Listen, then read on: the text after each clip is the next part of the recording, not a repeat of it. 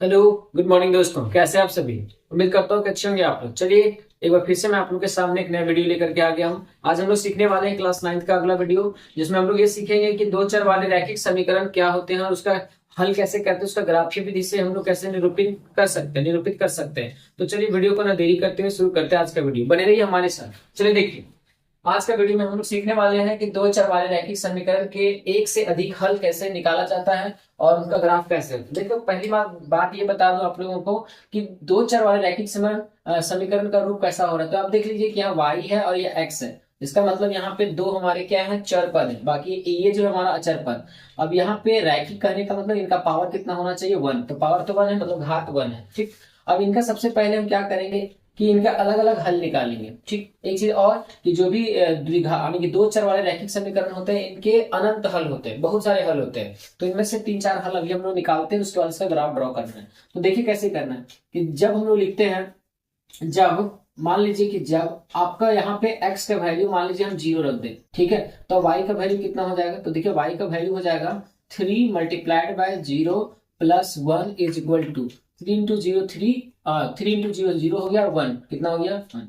अगला देखिए कि जब x बराबर हमारा 1 हो जाए तो y बराबर कितना हो जाएगा। तो y बराबर 3 into 1 plus 1 is equal to 3 1 3 यानी और एक जोड़ देंगे तो 3 और 1 4। अगला देखिए कि जब x बराबर 2 हो जाए तो y बराबर कितना हो जाएगा। तो y बराबर हो जाएगा 3 इंटू 2 और प्लस कितना होगा 1। तो 3 टू 6 6 और 1 7। अगला जब हमारा y बराबर कितना हो जाए, यानी कि जब y बराबर नहीं, जब x बराबर, अभी मान लो कि 2 तक गए, आप -1 भी रख सकते हैं, कोई दिक्कत नहीं। ठीक। तो यहाँ पे y बराबर कितना हो जाएगा देखिए, तो 3 इंटू -1 और प्लस 1 इज इक्वल टू कितना हो जाएगा। तो देखिए 3 1 3 मतलब -3 और प्लस 1 बराबर कितना हो गया -2। अगला जब x बराबर मेरा मान लीजिए -2 हो जाए तो y बराबर कितना हो जाएगा। तो y बराबर 3 इंटू -2 प्लस 1, आगे कितना होगा 3 दूनी 6 मतलब -6 प्लस 1 बराबर -5। तो अब ये हमारे अलग हल हो गए। इसी तरीके से बहुत सारे इसके हल और भी निकल के आएंगे, तो हमको उतना निकालने का सत्ता नहीं। आप देख रहे हो कि इससे बहुत सारे हल निकलते आएंगे। ठीक। अगला जो हमारा है कि इसको हम लोग ना टेबल के फॉर्म में कैसे लिख सकते हैं। तो देखिए, इसको अगर मैं टेबलर फॉर्म में लिखना चाहूंगा तो कुछ ऐसे लिखना है। ठीक। मान लीजिए इसको मैंने ऐसे बना दिया टेबल, ये हो गया एक्स वाई, ये एक्स हो जाएगा, ये वाई हो जाएगा। अब इनके अलग अलग फॉर्म है, अलग अलग हम वैल्यूज इनका रख देंगे। ठीक। जैसे देखिए, एक्स का वैल्यू जब 0 था तो वाई का वैल्यू कितना आया 1। जब एक्स का वैल्यू मान लीजिए 1 रखा तो वाई का वैल्यू कितना आया 4। जब मान लीजिए एक्स का वैल्यू मैंने 2 रख दिया तो वाई का वैल्यू कितना आ गया 7। जब एक्स का वैल्यू मैंने -1 रखा तो वाई का वैल्यू कितना आया -2। ठीक। एक और बना हुआ है, देख लीजिए इसी तरीके से। जब x का वैल्यू हमने कितना रखा -2 तो y का वैल्यू कितना आया हुआ है। तो y का वैल्यू आप देख लीजिए आया हुआ है -5। ठीक। अभी अलग अलग वैल्यू, अब इसी तरीके से इसका वैल्यू और बढ़ते जाएगा, लेकिन हमको उतना बनाने की आवश्यकता नहीं है। अब आगे जो है इसका हमको बनाना है ग्राफ। तो ग्राफ कैसे बनाएंगे। x का पॉजिटिव वैल्यू 2 है, x का निगेटिव वैल्यू इतना गया, y का सबसे पॉजिटिव वैल्यू बड़ा 7 दिया है। तो कैसे बनाएंगे, ध्यान से देखिए। जैसे मान लीजिए कि आपको बनाना है ग्राफ, तो ग्राफ बनाने के लिए आप क्या कीजिएगा, एक लाइन ड्रॉ करेंगे। अब इस लाइन के बाद क्या करना है, सर थोड़ा सा टेढ़ा हो गया, इसको सीधा कर लेते हैं। देखिए, तो क्या करेंगे, इसके लिए ग्राफ बनाएंगे, ये हो गया। अब एक लाइन ऐसे होगा तो हम क्या कर देंगे, इसको x बोल देंगे, ये हमारा x डैश हो जाएगा। ये मूल बिंदु 0, ये हमारा क्या हो जाएगा, दिस इज y एंड ये दिस इज y डैश। ठीक है। अब ध्यान दीजिए, ऊपर मेरा पॉजिटिव में 7 तक गया तो हम ले लेंगे 1 2 3 4 5 6 7 8 9, कोई दिक्कत नहीं। 1 2 3 4 5 6, ये दूरी समान समान होना चाहिए, गैप 1 2 3 4 इस तरीके से ले लेना है ये।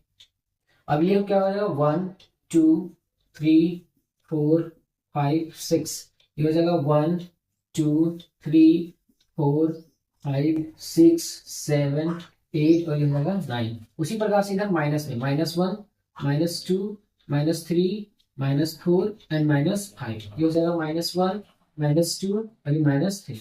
अब करना क्या है, ग्राफ बनाना है। तो ग्राफ बनाने के लिए यहाँ से वैल्यू देखें, x का वैल्यू 0 तो y का वैल्यू 1। x का वैल्यू 0, पहले x देखना है, x उसका बाद y।